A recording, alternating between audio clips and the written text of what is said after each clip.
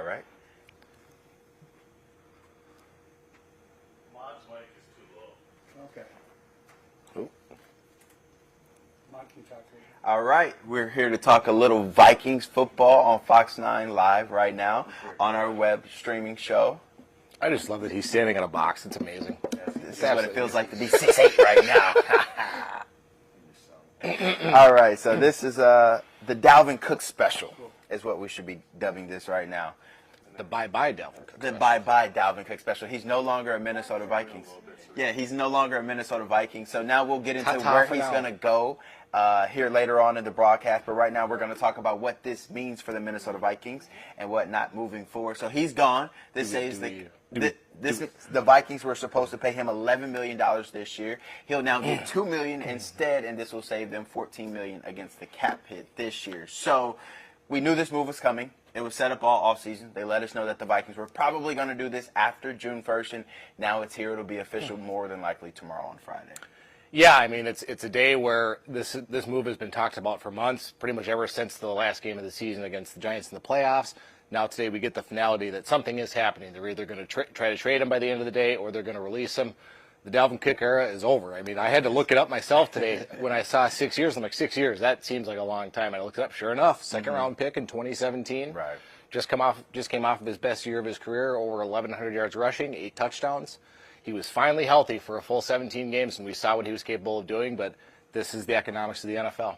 I think it's important to note that this was not something about Dalvin Cook's talent, and while the Vikings had to let him go, it was more so a salary cap issue. He was owed a lot of money this season, and if the Vikings would have let Dalvin Cook stay on their roster this year, he would have been the third highest paid running back in the National Football League behind Christian McCaffrey and Alvin Kamara. So when you talk about highest paid running backs in the National Football League and then a guy who only averaged 86 yards per game last season, it doesn't make a whole lot of sense to be paying him close to $14 million a season.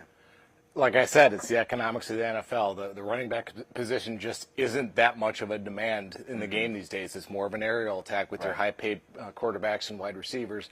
Dalvin Cook playing on $14 million, it just is not going to work. And that's why the writing on the wall for this move was made when the Vikings chose to bring back Alexander Mattison on a 2-year deal worth more than $7 million. That, my friends, is not number 2 running back money. It just simply is not. And the writing was also on the wall in the first round when the team selected Jordan Addison with their first overall pick. They signed a tight end to a $24 million deal. Not all of that is guaranteed in Josh Oliver, but it kind of lets you know he was one of the best blocking tight ends. So it lets you know they had 2 really good tackles in Brian O'Neill and Christian Darrisaw. You bring in Josh Oliver, another guy. So now I'm just envisioning their 12 personnel. When you got Addison lined up on one side, Justin Jefferson on the other side, then one of the top 5 tight ends in the game in T.J. Hockenson, and then you have a max protect for Kirk Cousins to just drop back, have all the time in the world, and pick the zone apart, or let Jordan Addison and Justin Jefferson beat these guys in man coverage. So you kind of assume that Cook didn't have a role in this offense in 2023, and the Vikings are going to make that official. And it's just something important to note, though, when you talk about sustainability in running backs in the National Football League, Dalvin Cook has been one of the best since he entered the NFL. There's only 3 running backs with more rushing yards than him since they entered the NFL: Derrick Henry, Ezekiel Elliott, and Nick Chubb. And as we saw, Zeke got his big contract, but he's not playing right now. He's a free agent looking for a home. So this is the trend for running backs who turn 27, 28 years old, and Dalvin Cook is set to turn 28 in August. You mentioned those names. That's pretty good company to be in with the NFL these days. You mentioned sustainability. I will push back on that a little bit because Dalvin has had some injury issues in the past. It seems like every time he fumbles the ball in a key spot, suddenly he goes off the field, grabbing one of his shoulders. We find out he's been playing for several seasons with a brace on one of his shoulders to try and help the pain. And now finally this year he had his first fully healthy year, played 17 games. I was in the top 5 in the league in rushing. Really contributed to the offense in the first year under Kevin O'Connell. But like we said, that's a high price tag to pay for a running back in the league these days. Especially one who, when you bring up how much he played, 73 games out of a possible 97 in 6 seasons. Not the best, especially when you look at guys like Derrick Henry and Nick Chubb. They have only sustained 1 major injury where they had to miss significant time. So, you don't want to give a running back that much money, but you will miss his presence. And now that he's gone, we have to talk about who's going to fill that void. Cool, Alexander Mattison is there. We know what he can do. He shined a little bit in those games when Dalvin Cook was hurt, but who's going to pick up the bulk load after him? Because I think, as we all know, in the NFL, you have to have a stable of running backs. You can't just have one guy. That's the biggest question. I mean, as we've seen throughout OTAs, Alexander Mattison has gotten all of the first-team work, or at least a majority of it. You're looking at guys like a Ty Chandler, a draft pick a couple years ago, who showed some splashes. You look at a guy like Kene Nwangwu, who's made his mark on special teams. Speed demon on the kick return game, and then you look at the rookie Dwayne McBride out of, I believe, UAB. You can correct me if I'm wrong. We haven't seen a lot of him just because he just signed his rookie deal a couple days ago. So we're kind of wondering what the potential is there. But I really think that based on what's transpired with no Dalvin at any of the OTAs with all of this transpiring, Alexander Mattison getting the bulk of the number one carries, I really think they're just going to lean on him, but they're also going to distribute the ball more through the passing game as opposed to another running back. I think that's what it is, because the other running backs that we named, Kene Nwangwu, he's a return specialist, so they're going to keep him back there. So he may be that speed threat that comes in passing scenarios or third downs. Ty Chandler, you don't know what he's going to do until training camp and preseason, so it's kind of hard for us to speculate on what he's going to do because we haven't seen much from him. And Dwayne McBride, this guy has a lot of upside, very physical. Not the speed burner that you have in Dalvin Cook, but, man, he's a game changer once he gets the ball in his hand. So he has a bright future. I think the team thinks the world of him, but you can't think the world of a rookie that you haven't seen play under the bright lights. And so a lot's to be said about him this upcoming season. But I think the Vikings are going to throw the ball a lot this season, and I think that's what you're seeing with the way they've kind of loaded up their offense, kind of made sure that they had Garrett Bradbury back. They brought in that Josh Oliver at tight end and then brought in Jordan Addison.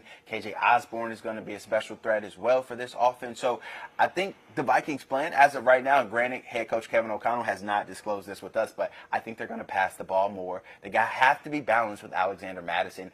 He's not your home run threat, but he's a guy who can get you 85 to 100 yards a game, 20-plus carries a game. He can carry that workload, but I think this team is going to try and outscore people because they certainly didn't improve their defense much this year. Well, I want to piggyback off of a point you just made with Alex Mattison. He basically, I don't want to say Dalvin Cook light because I think that's an unfair comparison based on what Dalvin's done over his 6 years here.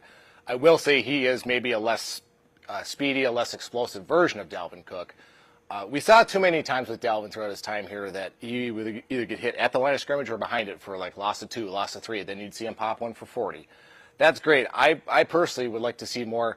Give me 3 yards, give me 5 yards, give me 7 yards, give me a short set of downs so I can easily get a third and short, get a first down after a couple plays. I think Alexander Mattison, he's not going to be that home run hitter like you said. Right. I do think he can bring some more consistency to the run game. I'm really intrigued to see what Jordan Addison can bring to this defense. We have not seen him since rookie minicamp. I wasn't there. I was out of town. But in the OTAs that we've been to, Addison has been standing and watching while the offense goes to work. Kevin O'Connell says it's an undisclosed injury. It's more of a learning time for him. We've got mandatory minicamp next week, folks. This is sort of like the appetizer before you get to training camp where you get the meat before the regular season. I'm curious to see what the offense looks like when we go to live action next week. I don't think we'll see anything in those practices where we'll kind of get a clear identity of what this team is going to be in 2023. But make no mistake about it, you're not drafting a wide receiver in the first round if you're not going to utilize him a lot this season. And I think if you guys saw head coach Kevin O'Connell's reactions in the draft room when they got Addison, he's like, this is a day one starter, plug-and-play guy. They have really high expectations. So I don't think that's anything we need to worry about right now. I think he's going to be just fine, especially with Justin Jefferson, because you can't double team him. You can't double team TJ Hawkinson. Right. So this spreads everything out on the offense. Now I want to piggyback on something you said about Dalvin Cook and his productivity here later in the seasons. Last season, he led the league in carries with 62, with carries that either didn't add a single yard or lost yardage. That is not good from your running back. And he also had 34.5% of his carries that netted positive yards. So that means that when he was getting the ball 60% of the time,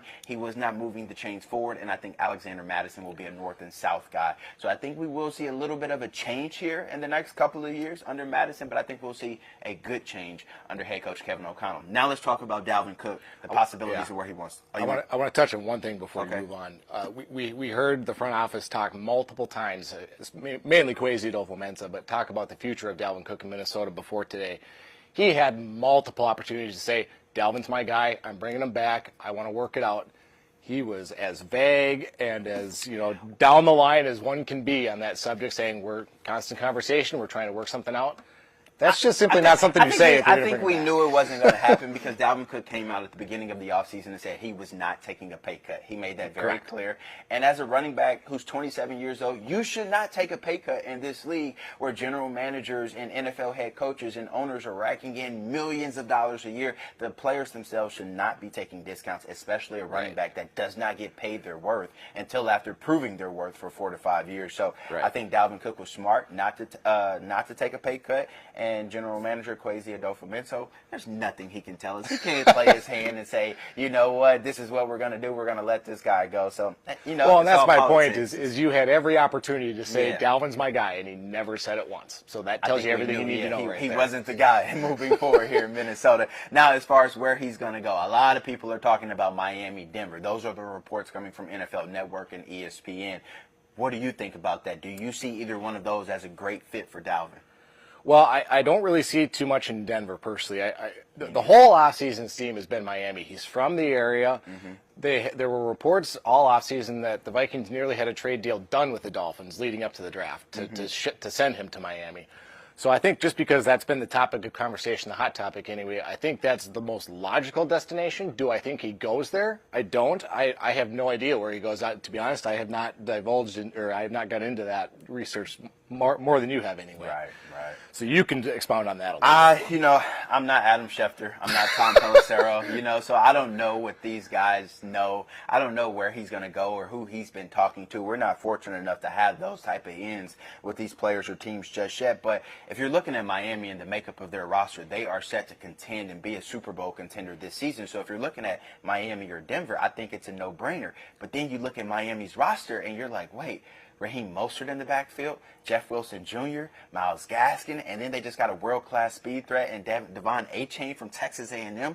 So that's a crowded backfield. So if I'm Dalvin, I'm like, do I want 20-plus carries a game, or do I want to go somewhere where my body can last a full 17-game season and be fresh for the playoffs? If he wants to be fresh, if he doesn't care about playing, 17 games and getting 20-plus carries, I think Miami is a great fit for him. It's home, and they're loaded on offense. Jalen Waddle, Tyreek Hill, Tua Tagovailoa. You're talking about the fastest offense possibly in the National Football League if he chooses to go there. Well, I'll take a different angle from you there in that respect. I mean, if I'm Dalvin Cook and I'm looking at that running back room, if I can't beat out Raheem Mostert and Jeff Wilson Jr., good players, don't get me wrong, but if I can't beat them out, what are we even doing here? I mean, you're talking about a guy that statistically, on paper, is one of the top 5 to 10 backs in the league.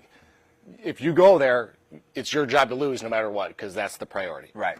Well, we're going to let this saga play out all throughout the offseason until Dalvin signs. We know he only has about 5 or 6 weeks to make a decision because training camps are almost around the corner, which means the 2023 season is almost here. So we'll let the games continue throughout this offseason on where Dalvin Cook is going to go. But right now, we know who the Vikings have on their roster, and that's Alexander Mattison, the new RB1 in town. And the running back 2 spot is up for grabs between Ty Chandler, Kene Nwanwu, and the new rookie, Dwayne McBride. So a lot's going to be told here, or a lot to be figured out here in the next couple of 5 weeks before training camp starts. But then we'll have a whole preseason to kind of weed out the rest and see who's going to be that clear number 2 behind Madison. But it's clear right now, Alexander is the guy in Minnesota. That's the beauty of off-season workouts is a lot of these things just kind of figure themselves out on the field. And the only problem on our end is now we have one less storyline next week. We don't get to watch Dalvin Cook take the practice field. We don't. Now the 2 questions are, will Justin Jefferson be in town and will Danielle Hunter be in town? Because those are still 2 very big questions for very different reasons. And for more on that, you're just going to have to stay with Fox 9 Sports because we're going to be talking about that on the web and on air